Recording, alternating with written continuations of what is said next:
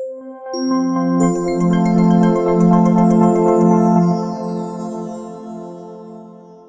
लोग अभी बात करने वाले हैं CSS में कमेंट्स के बारे में।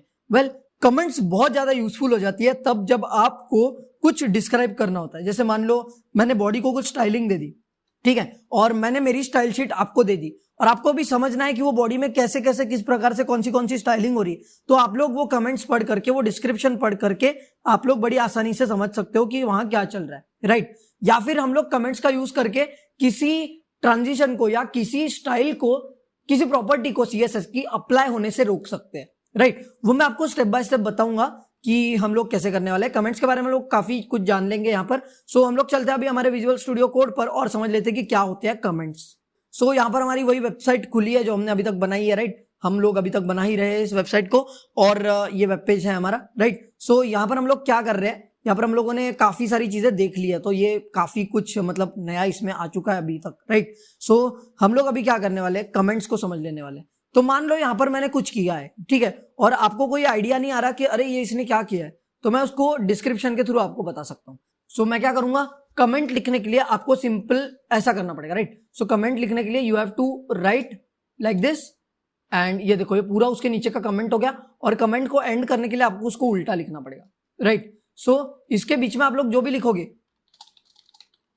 ये एक कमेंट होगा, right. This is a comment, right. मैं यहाँ पे आपको ऐसा डिस्क्राइब करके बता सकता हूं कि we are telling the browser that wherever you see the a tag with target attribute with a value of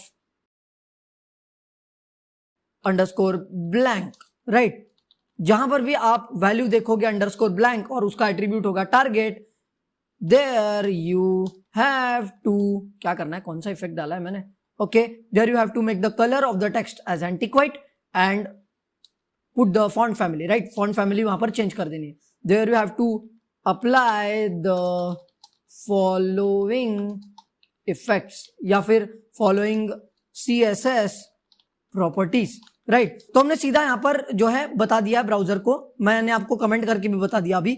we are telling the browser that wherever you see the a tag with attribute target with a value of underscore blank, right, मतलब नए tab पे खोलने के लिए, there you have to apply the following CSS properties. और कौन सी following CSS properties है कि भाई उसका कलर जो है एंटिक व्हाइट होना चाहिए और फॉन्ट फैमिली कर्सिव होनी चाहिए, राइट। समझ गया आपको कि कमेंट्स करके हम लोग क्या क्या कर सकते हैं, राइट। कमेंट का एक और उपयोग है कि मान लो अभी मुझे उसका कलर जो है एंटिक व्हाइट करना है, राइट, लेकिन मुझे उसका फॉन्ट नहीं बदलना, ठीक है। तो मैं क्या कर सकता हूं, एक अल्टरनेटिव कि इसको यहां से निकाल दूं, ठीक है।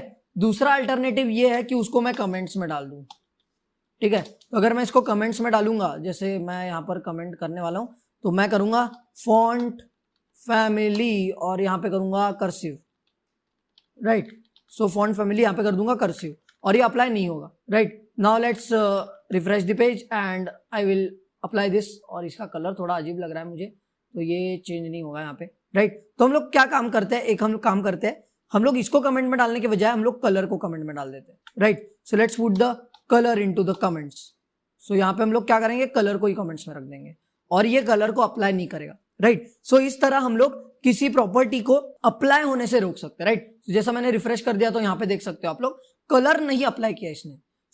हम लोग किसी प्रॉपर्टी को अगर कमेंट कर देते हैं तो वो अप्लाई नहीं होती, because any comment is ignored by the browser. फिर यहाँ पे मैंने ऐसे भी लिखा, यहाँ पे मैंने ऐसा अगर कमेंट करके लिख दिया, right, I will comment this, मैंने ब्राउजर को ऐसा कमेंट करके लिख दिया, ब्राउजर मैं तुम्हें 2 करोड़ रुपए दूंगा, तो ब्राउजर ने ये भी इग्नोर कर दिया, मतलब ब्राउजर ने ये भी नहीं पढ़ा, राइट। ब्राउजर हर वो चीज इग्नोर कर देगा चाहे कितनी भी इंपॉर्टेंट हो। अब ब्राउजर के लिए ये इंपॉर्टेंट नहीं है, मान लो 2 करोड़ रुपए, बस मैंने आपको एग्जाम्पल के लिए बताया, राइट। यहां पर एक चीज ऐसी हो जाती है कि ब्राउजर वो इग्नोर कर देता, राइट, कमेंट्स को इग्नोर कर देता, इतना ही मेरे को आपको बस बताना था। वो कितना भी इंपॉर्टेंट हो, चाहे वो एक CSS की प्रॉपर्टी भी हो, अगर वो कमेंट्स के अंदर लिखी है तो वो इग्नोर की जाएगी, राइट, जैसा कि हमने यहाँ पर देख लिया। होपफुली आपको कमेंट्स के बारे में बहुत सी आइडिया मिल गई होगी, आपको भी पता चल गया होगा कि कमेंट्स हम लोग कहाँ यूज कर सकते हैं, कैसे यूज कर सकते हैं और क्या क्या बेनिफिट्स है कमेंट्स के, राइट। तो टाइम टू टाइम हम लोगों को यूज करनी चाहिए कमेंट्स, और मतलब हम लोगों को तो पता होता है कि क्या करना है, राइट। अगर आपने अपना CSS जो है किसी दूसरे को देते हैं तो उसको भी तो समझ में आना चाहिए कि आपने क्या किया है। So you can describe in this way, right. और आप लोगों को जो प्रॉपर्टीज यहाँ पर अप्लाई नहीं करनी है, लेकिन आपको अपने CSS में रखनी है, आपकी फाइल में रखनी है, लेकिन अप्लाई नहीं करनी, तो आप लोग उन प्रॉपर्टीज को भी कमेंट कर सकते हो, राइट। सो होपफुली आपको ये कमेंट्स का जो कंसेप्ट है वो समझ में आ गया होगा। और अगर आपको कोई भी दिक्कत है तो आप लोग वीडियो को रिवाइंड करके वापस से देख सकते हो और सारे कंसेप्ट्स को क्लियर कर सकते हो। हम लोग अभी आगे बढ़ते हैं और नेक्स्ट प्रॉपर्टीज को एक्सप्लोर करते हैं।